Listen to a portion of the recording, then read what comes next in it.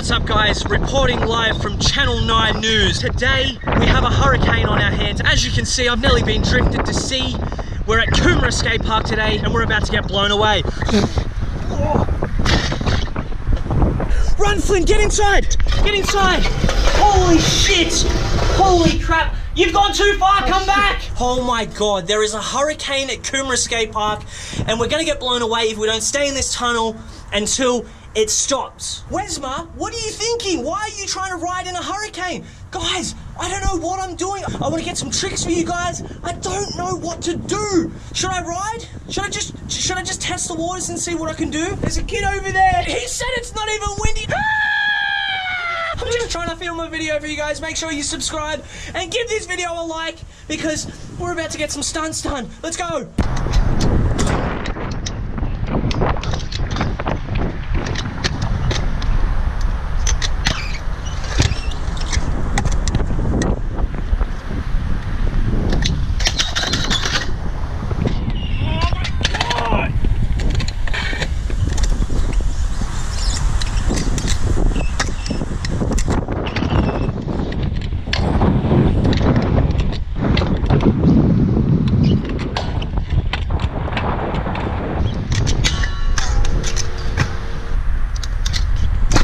Alright, so yesterday, if you've seen in the last clip that we just played, my brother actually got hit in the head with the scooter.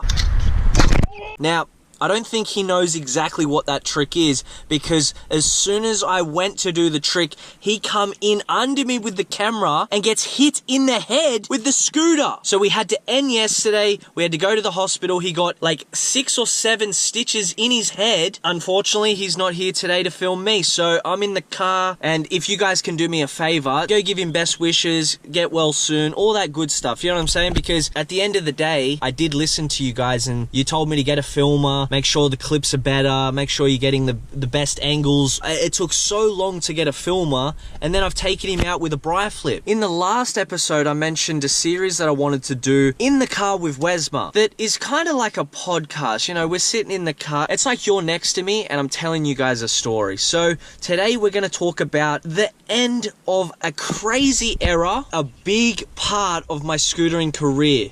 The Sawn Desi sessions, something that I created in 2016. I could not believe the amount of people that wanted to watch these episodes that we created. My good friend Kai Saunders, aka Sawn Desi. You'd surely know him if you ride a scooter. That's all I got to say. He's one of the best riders in the world and he's one of my good friends. We're going to run through from the start to the end, give you a rundown on everything that went on, why it ended, why it started, in between, if there was fights, if there was drama, like all that shit that you guys don't really know about. There's the footage that comes out, but then there's behind the scenes, and I know for a fact it's one of the biggest ask things on my Instagram, in my YouTube comments. Please bring back Sawn Desi sessions. You know, other than asking about Jack all the time, you guys ask about Sawn Desi sessions. Now, if you're not familiar or you're new to this channel, Sawn Desi sessions was a series that I created back in 2016 about a guy who rode scooters with his friends out in the streets, just having fun, causing chaos, messing with security guards, just all that good stuff that, you know, people weren't really doing at the time. I know Jack had kind of started his YouTube channel at the exact same time that I brought out Sawn Desi sessions. But let's run it back to the start. I'll give you a rundown on why I actually started the season. So in 2009, I created a YouTube channel based off the fact that I was going to start uploading YouTube videos. I didn't know what I was going to upload, but I knew I just wanted to make videos, put them out on the internet for you guys to see or whoever. I had no subscribers. I had no idea what I was doing. I just knew I wanted to make videos. Like anyone else that makes a YouTube channel, they want to start uploading videos, even if you don't want to become famous, even if you don't want to make money off it, even if you don't want to really do anything. Sorry, I had some people staring at me, so I had to stare back. So yeah, you obviously watch YouTube videos on the platform. and you can also upload videos, and I wanted to be someone that uploaded them, so I did. Come 2016, I wanted to change the format. I wanted to do something new. I wanted to do something creative. I really wanted to take YouTube serious. So obviously I wanted to use my YouTube channel because I had just started a clothing brand and I wanted to market the brand to the world. I was thinking, how can I do this? So before I did anything, I started researching on YouTube videos, how to market brands, how to market myself, and how to get out there, how to put my face in front of, even in front of one person, let alone millions. So before I obviously started the YouTube brand, I was a professional scooter rider for many, many years. So in 2015, I actually broke my leg, and that was the second leg I broke. I've mentioned that in past vlogs before. Before I started the brand, I was competing a lot, and you know, I was actually doing really well. I made it to the World Championships. The last time I broke my leg, I was sitting on the couch for an entire year. That's where I come up with the concept of Kovu, a clothing brand in the scooter industry that represents scootering and everything to do with scootering. I love scootering that much that I didn't want to leave the industry, and my doctors actually said that you're not going to be able to ride again. So I come up with a concept of starting a brand and staying in the industry. I didn't want to leave scootering, so I had to come up with a way to make money. I didn't want to go and get a job because that's just not who I am, and I still love scootering so much, and that's why I still ride today. No matter what age I am and what anyone thinks, I just love it so much that I just wanted to stay in it. So obviously I created the brand. I started scouting people. I'm like, all right, I need people to represent this brand, but I don't want just anyone. I want a group of individuals that are so different and so out there. They're gonna flock to this brand. They're gonna flock to the individual. I just knew that I was gonna be able to put my vision into the universe by just getting out there, working with these individuals,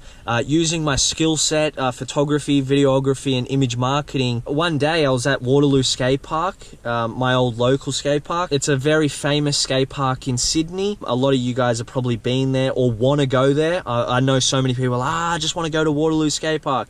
Definitely take the trip, guys. If you're overseas and you come to Australia and you're in Sydney, go to Waterloo Skate Park. It's probably going to be the best thing that you ever do. You'll probably get nostalgic feelings being there, obviously seeing the skate park in the videos and whatnot. One day I went to Waterloo Skate Park and there was a few kids there and they were shredding, and I was like, oh damn, like who's this? And then I remember seeing Kai's face, and I'm like, oh, actually, I think I've seen like a video of this kid. And I think at the time he was only like 13, or I forget how old he was, maybe 14 or something like that. And he was with a group of others. Tom Berryman was there, a kid named Wilson Thomas. First off, we had myself, Axel Pegas, Jack McCann, and Blake Clearahan. I can't forget Blake. Us four started the team, and this is where it came into my mind. I need to start scouting new riders. So that's when I was at Waterloo and I seen Kai, and I'm like, this kid is it. I know how to market this kid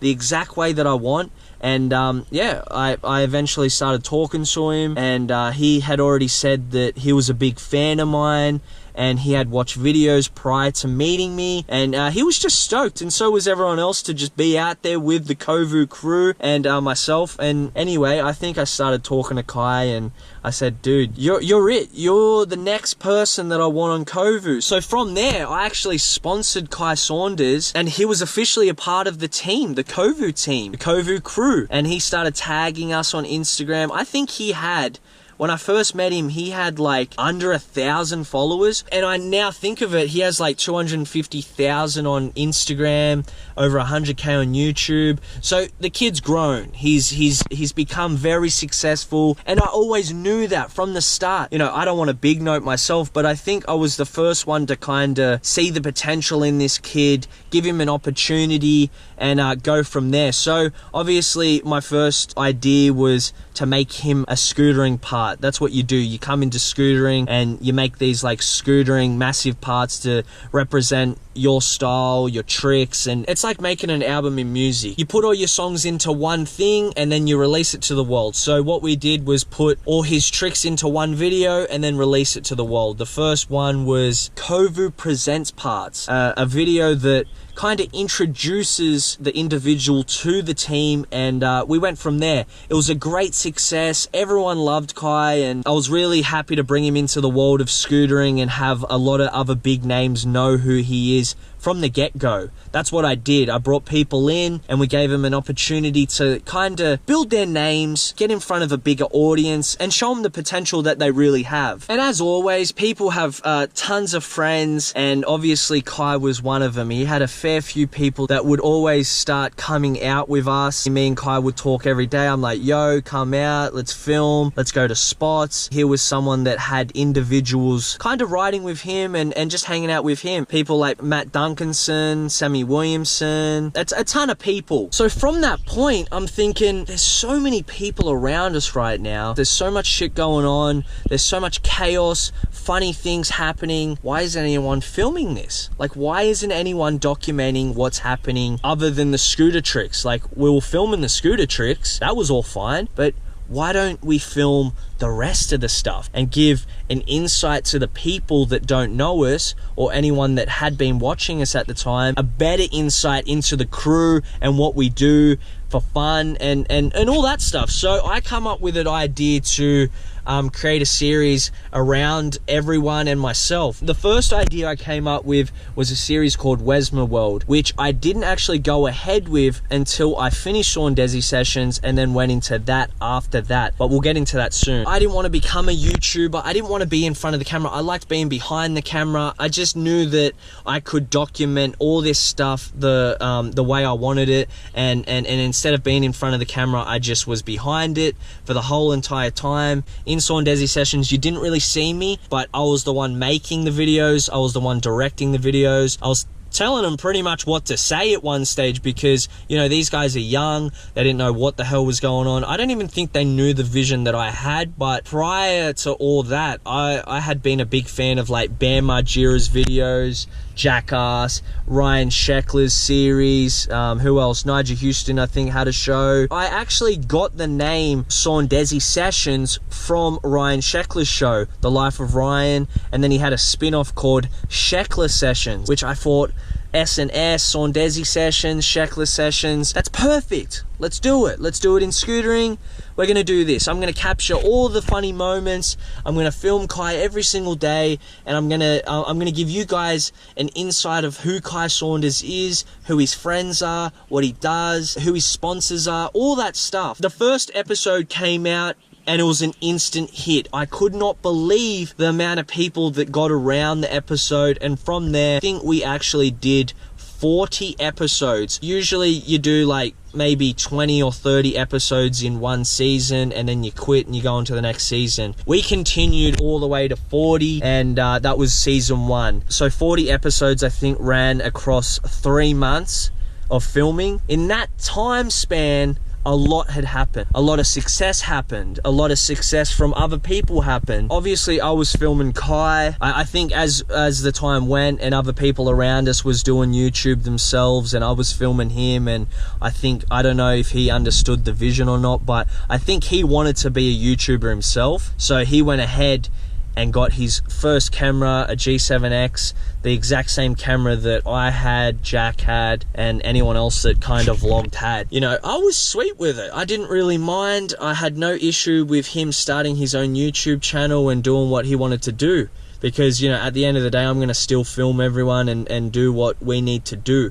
But unfortunately, I think he had had enough, and it was just time for him to move on. Not from Kovu. He wanted to become a YouTuber. He started his own channel, and he went from there. Every day we went out, we were all making vlogs, which was kinda a weird thing, because I think there was me, Jack, Deezy, Sawn Desi, Sammy Williamson, and maybe a few others that actually vlogged. Instead of now everyone just being themselves and having fun in the crew, it's everyone holding a camera up like I am right now. You know, they're holding the camera up to their face, they're talking, they're doing whatever. Everyone just wanted to kind of do their own thing. If we kept going with Sawn Desi sessions, it would have been massive. It would have been like keeping up with the Kardashians. That's like my vision that I had with it. It would have been crazy, and it's so unfortunate because I guess they were so young, they just didn't understand what the hell was going on. It happened like that. That's exactly what happened. That's kind of why Sawn Desi sessions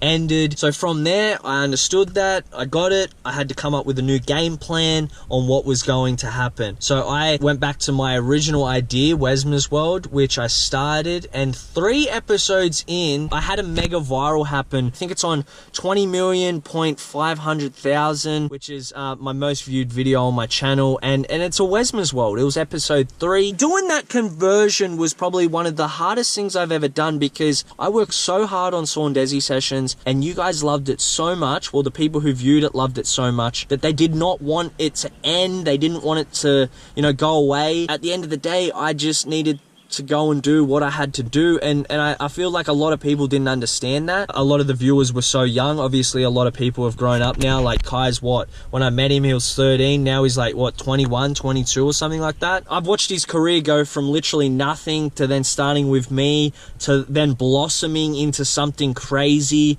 and then obviously I stopped a lot of things that I was doing, so he had to move on and do what he wanted to do with his career. It was a sad time for me and a lot of the viewers, because, you know, I really had a vision of, you know, doing at least 5 or 10 seasons of what Sawn Desi sessions was, but you know, it just didn't go that way. And I apologize, you know, for so many people that loved the thing, and you know, for so many people that got attached to it like their favorite show on TV or their favorite movie they watched. You know, they became a massive fan of what that show was. And again, I just want to apologize for anyone that did love it so much and then it just randomly ended, and I really couldn't do anything about it. It was all up to Kai. You know, it was a decision that he kind of made at the time. He just wanted to do what he wanted to do, and I still believed in him, what he was going to do, but it was just so unfortunate that, you know, something that we created had to end like that. No bad blood. I seen him every single day after that thing ended. You know, we're riding all the time.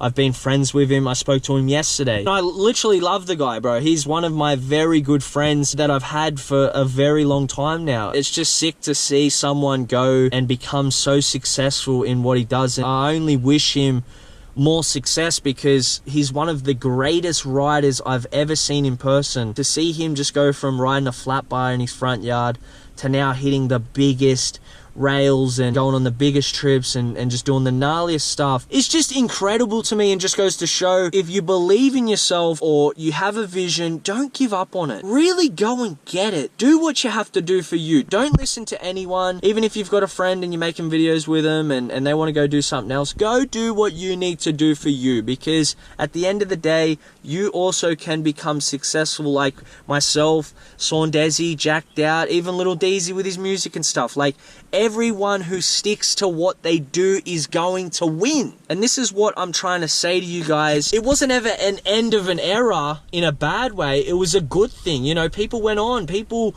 want to grow. They want to reach their own potential. So I just want to make sure you guys understand to go do that as well. You know, if you're trying something right now and it may not be working, don't worry.